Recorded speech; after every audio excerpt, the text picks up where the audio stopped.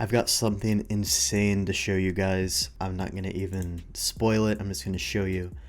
So, if you've seen our recent videos showcasing MaterialWorks, which is our hard surface texturing add-on, it just got a completely new overhaul, okay? This is probably the best thing you're going to get in terms of a material system. You don't need Blender's material system anymore, is all I have to say. So check this out. So if you don't know what MaterialWorks is, this is a hard surface texturing add-on we developed. 50 custom hard surface materials you can pick and choose from. There's a carbon fiber, this cool cyber titanium. You can go to different metals here, for example, machined steel. Pretty much, everything you need in terms of a good material. Let's do maybe the cyber titanium here. So we just finished developing our wear and tear system. Now, shout out to Proxy for this one, for doing all the node magic, but check this out. If we turn on this wear feature right here, what this is gonna do is it's gonna add physical wear and tear, like literally engraved into the mesh, normal maps and everything. If we zoom in here, you can see that. And basically we can turn the default cube or whatever you're making into something insanely powerful. Let me show you this. So this is, how a regular boring Blender material would look. It'd just have a little bit of, base color, metallic, maybe drop the roughness. This is how a regular Blender material would look, very boring. However, with MaterialWorks, what we can do is not only have this nice texture to it, we can also add in this physical, realistic wear and tear. This is what a lot of people are missing with their work.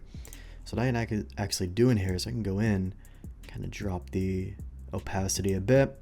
Now the edge feature right here, basically if you turn this to edge, it'll constrain the wear and tear to the edges only. It will detect the edges and constrain it. So what I can do is go in here, increase the width, and now we have this physical, wear and tear going on. So what I need to do is get in here, drop the strength. We don't want this to be too heavy.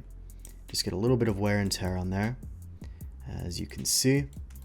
And also make sure you're not on UV mode. Make sure you're on procedural mode. You don't have to deal with UVs. Then, maybe I could go in here and we could add in some smudges. We have fingerprints and stuff you could add in. I'll just kind of drop that effect a little bit. And already you can see how much more realistic the default cube kind of looks here. Really cool. So we could do that. Maybe we could even add a layer of rust. We'll go in here, go to rust C.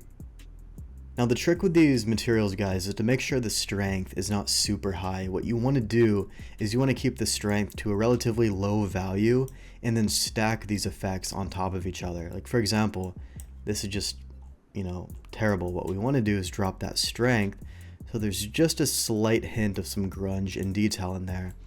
And just like that, you're getting this really, really clean, well not clean, but you know what I mean, this realistic looking material by just kind of stacking these effects here. So I'm going to use a different material and just make something a bit more interesting here. So let's go to the full library and maybe we could try, I want to find a cool one in here that could work pretty well. How about we make a floor? What we're going to do is add in a floor. I'll just add in a plane, scale it up, apply the scale, and maybe we could go to, let's see, I think we have a floor texture down here we could use. Could try the steel floor. So we can add that in, and we're definitely going to need to drop that scale a bit. There we go. And we're going to add in the wear and tear. So first thing we could do is add in a little bit of that grunge and dents and things like that. This one can actually be a little bit stronger. Remove that one. This one can be stronger because of how it looks here. And then maybe we add in another layer, just get a little bit of dust in there. Just a slight hint of dust. And we have a bunch of different dusts. You can try, different variations of these dusts. Now, I don't know which one's going to work the best here. We can just kind of cycle through them. And, something like this could be cool. Just a small layer. Very subtle. And then we could go in and, again, my favorite one here is this rust C. Just something about it is just amazing. So we could go in, get, a nice, layer of grunge in there. And we could even do different smudges. Now, fingerprints wouldn't make sense here, but, we have different ones we can choose from. We have this one, I think, is the one that would fit best. Kind of drop that strength. And now we have some streaks of detail. And you can already see, how much more realistic this looks by just adding in this wear and tear effect. And this is something that I think was really missing from Blender's material system. Now, obviously, you could plug in your own textures and do all sorts of crazy node magic and unwrap it. It's going to be a pain. This is why we developed this tool. You don't need to unwrap or plug in a bunch of nodes. In fact, the node system, you probably don't even want to look at. Don't ask. It's already done for you. You don't have to touch nodes at all. If you want to build that on your own, go for it. But you can kind of see, how this looks. Let's do another example. Maybe we'll do one with a sphere. I want to show you something really cool here with the sphere, okay? So let's try, I don't know, this checkered plastic. Will that look cool? It's kind of interesting. And I'm just going to drop the scale a little bit. Cool. So first thing I want to show you is that if you set this to the blend mode here down to 0, you have seams, and we're trying to avoid that. So you want to make sure the blend is higher than 0, and it will actually blend that detail together. So basically seams are not a thing anymore. We'll do 0.2, and we'll go to the wear and tear, add some chips and scratches, kind of get in. And again, there's no edges on a sphere, so we can remove that one. If you do want to constrain it to an edge, maybe you had a hard edge on this model, right? We'll get in here and I can add in a bevel, a procedural bevel. What you can do is you can add in, some edge wear, tick on the edge feature, it'll constrain it, and then we increase the width here, right? And you can sort through different edge wears. If you don't like that one, there's plenty of different ones to use. There's still a few things that are acting a little bit strange about this, and it's not a big deal. It resets the width, so you have to change that manually. We're hoping to get that fixed in a new update, but keep in mind it will reset. As of this version, you'll just have to increase the width again each time you do it, which isn't really a big deal. So we're going to go in here, increase that width, and get some nice edge wear in there, and drop the strength a bit. And then maybe, add a layer of smudges. This one's like fingerprints and things like that. So this could look really good on a hard surface model that's meant to be, picked up, right? You could add in fingerprints and things like that. And what else can we do here? We could do maybe some more dents. There's a bunch of different dents here you can choose from. And it has a normal map detail like I mentioned. Let's do something like this and just drop the strength a bit. And you can already see, how much better a material like this is going to look compared to some boring Blender material. Like, this is going to take even the most basic type of model and turn it into something, way more realistic than you otherwise could have gotten. This is kind of what, if you ever make something, a model, right, and you feel like something's missing, it just looks boring, it's probably the layer of detail that you need. And this MaterialWorks plugin kind of solves that problem. Now, another thing I want to show you is decals, okay? So we're working on decal support right now. Not too sure when that'll be released, but that is the next plan for the update. So let me show you something real quick. If I were to go in here, just add some wear and tear. Again, just kind of drop this strength a little bit. Add in, some smudges, whatever. Just make this a little bit more interesting. So let's say you wanted to add in some decals, right? What I could do is go in here and let me just apply the bevel. Awesome.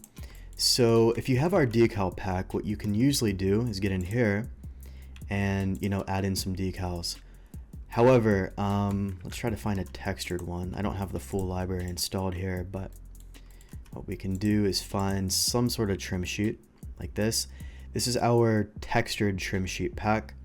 So right now there are a few issues with it. If I go and maybe add a detail like this, it doesn't completely match the material behind it. So this is going to be a future update. It's going to take some work to figure out. But for right now, if you are using a decal pack, essentially what you need to do is go to that trim sheet and just try your best to match the color. Or you could go to the actual material here, go to color, and just try your best to kind of match it, or just do it for the actual trim sheet. So that's probably the best solution as of right now for trim sheets. That is going to be a future update, trim support, you know, material blending, things like that, but that's going to take a bit of work until that's fully developed. So if you are using trim sheets, keep in mind it's not going to be perfectly matched, but you can kind of finesse it a little bit. So yeah, this thing is coming along very nicely. I wanted to get a quick video out to show you, you know, exactly where this is going. A lot of people were asking, and this is the current update that is out and available right now. So if you grab MaterialWorks, you're going to have full access to this new edgewire system and 4.0 support. So if you want to grab it, you can pick it up on our site, of course, blenderbros.com. So you can, you know, check that out if you like. And this is basically what you're going to get. You're going to have full access to all the materials. You can play with the new edgewire system. You might even have some old models that were a bit boring. You can go back, use MaterialWorks on it, and get some pretty crazy, you know, results like this. I've been playing with this all day. It's just a ton of fun. You know, I can really get in here and just, you know, have a lot of fun with it, play with different dust and edgeware and all sorts of cool things. And really just try to get, you know, some realistic looking results. You can see how quickly I turn the default cube into something interesting compared to just a regular material. Pretty cool stuff. Anyways, pretty quick video. Again, you can pick this up on our store, blenderbros.com. I'll also just link it in the description. This is going to really change the workflow behind your hard surface designs. If there's one thing worth buying, it's this. This is exactly why we made it, to spice up the work, make everything look more realistic. And yeah, super happy to get this out to you guys. And that's it for today's video, and I'll see you in the next one.